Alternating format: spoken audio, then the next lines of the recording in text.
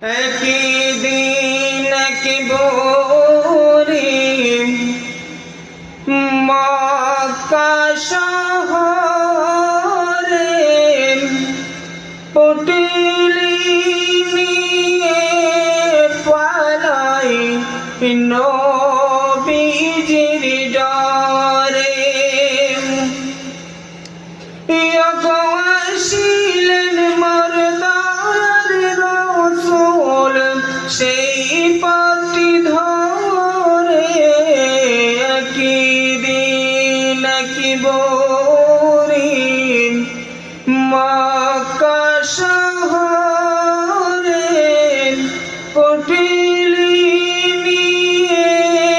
পালাই নবীজির ডরে